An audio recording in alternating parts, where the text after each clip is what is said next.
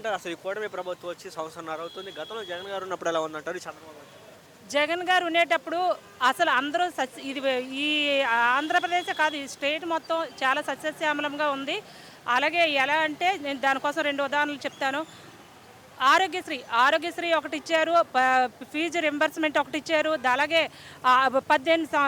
40 సంవత్సరాలకు 18,500 ఇచ్చారు.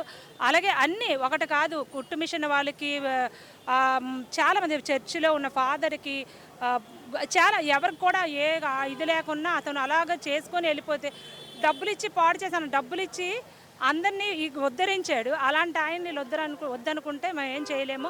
అలాగే ఈ కూటమి వచ్చి ఏ ఒక్కటి కూడా ఇప్పుడు ఒక మేనిఫెస్టోలో పెట్టిన ఒక్కటి కూడా చేయలేదు. చూస్తే ఉచితంగా ఆర్టీసీ ప్రయాణం ప్రతి ఒక్కరు కూడా ఆహ్లాదంగా ఉన్నారు. లేదు, దానికోసం స్పెసిఫిక్గా చెప్పాలి. ఆ బస్సులో అయితే ఒకసారి మీరు ఆ బస్సు చూస్తే కొట్టుకొని చేస్తున్నారు. జనం ఎక్కుతున్నారు, జిత్తులు పీక్కుంటున్నారు.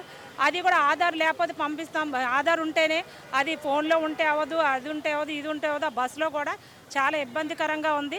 అది మీరు ఒకసారి చూస్తే తెలుస్తుంది. మేడం చూస్తున్నారు, ఉచిత ఆర్టీసీ బస్సు ఇచ్చి కూడా 4 లక్షల మంది పెన్షన్లు తీసేశారని చెప్పి కొంతమంది వాదన. నిజంగా పెన్షన్ పోయిందా? పెన్షన్ అనేది ఇప్పుడు వచ్చిన ప్రభుత్వం, ఈ కూటమి ప్రభుత్వం పెన్షన్ అనేది అసలు పెట్టలేదు. పెన్షన్ కూడా ఇంకా ఇప్పుడు ఒక్కటి కూడా మంజూరు చేయలేదు. ఇలాంటి పరిస్థితుల్లో ఈ కూటమి ప్రభుత్వం తప్పనిసరిగా గద్దె దిగుతుంది. మళ్ళీ రానున్న రోజుల్లో జగన్ గారే మళ్ళీ ముఖ్యమంత్రి అవుతారు. ఈ మొత్తం ఈ స్టేట్ అంతా హ్యాపీగా సంతోషంగా ఉండాలంటే జగన్ గారే వస్తారు. జగన్ ఒక రౌడీ గోండా అన్నాడు చంద్రబాబు. నేను చేసేవారు ఎప్పుడే అన్నం పెట్టే వాళ్ళని ఎవరైనా సరే మెచ్చుకోరు, దొంగనే అంటారు. అతను అన్నం పెట్టే ఆయన, ఆ దొంగలు ఎవరనేది రాబోయే రోజుల్లో తెలుస్తుంది.